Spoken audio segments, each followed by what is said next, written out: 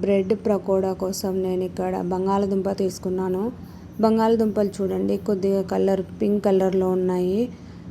Wash చేస్తే మీకు క్లియర్గా అర్థమవుతుంది.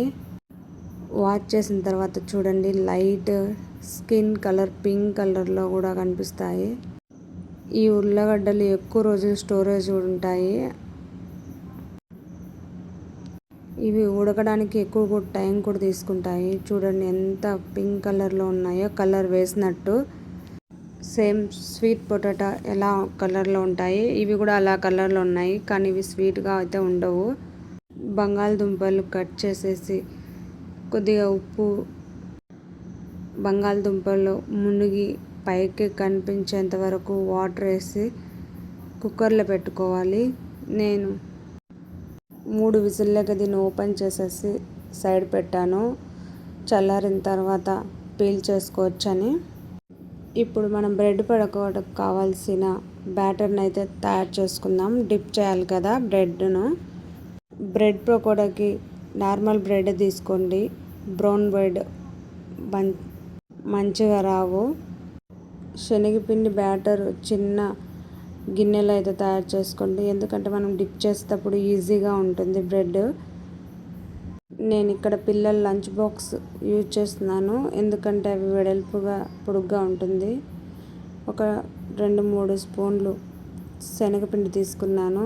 అందులోనే కొద్దిగా ఉప్పు, కారం, పసుపు, కొద్దిగా వాము, జీలకర్ర కలిపేసి కొద్దిగా వాటర్ వేసుకుంటూ ఉండలు లేకుండా లిక్విడ్లా కాకుండా దోశకి బ్యాటర్ ఎలా తయారు చేస్తామో ఈ పకోడా కూడా అలానే ప్రిపేర్ చేయాలి. చూడండి ఉండలు కడుతూ ఉంటుంది మధ్య మధ్యలో. కొద్దిగా వాటర్ వేసుకుంటూ బ్యాటర్ తయారు చేసి పక్కన పెట్టుకున్నాను.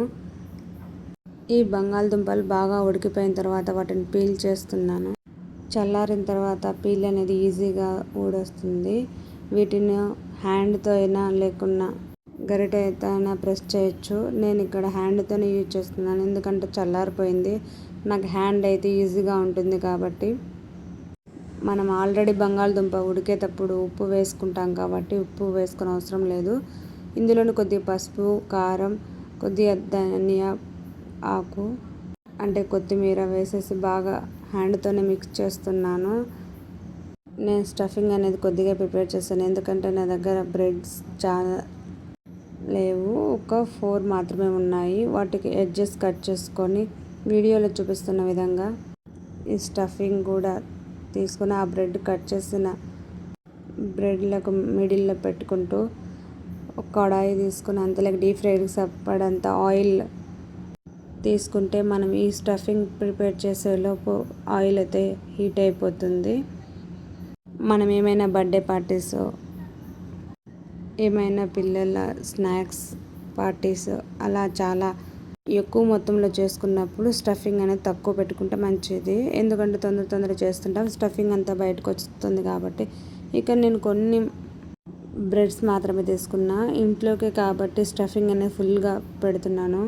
స్టఫింగ్ పెట్టిన తర్వాత బ్రెడ్ని క్రాస్గా కట్ చేసి మనం తయారు చేసుకున్న శనగపిండి బ్యాటర్లో డిప్ చేయాలి.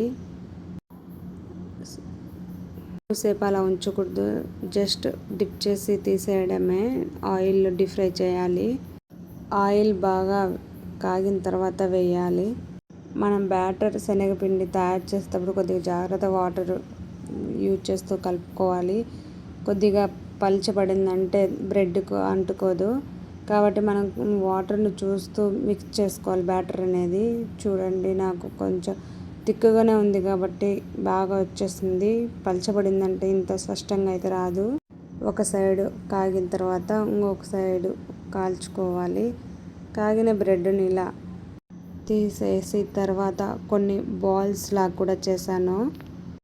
మన ఇష్టము, ఎలాంటి షేప్ అయినా చేసుకోవచ్చు. నేను కొన్ని బాల్స్, కొన్ని ఇలా శాండ్విచ్ టైప్లో చేశాను. పిల్లల లంచ్ బాక్స్కి, ఇంట్లో స్నాక్స్కి, బర్త్డే పార్టీస్కి చాలా తొందరగా కూడా చేసుకోవచ్చు. టమోటా సాస్తో అయినా తినచ్చు, లేకపోతే పుదీనా చట్నీ, కొత్తిమీర చట్నీ లాంటివి కూడా ప్రిపేర్ చేసుకోవచ్చు.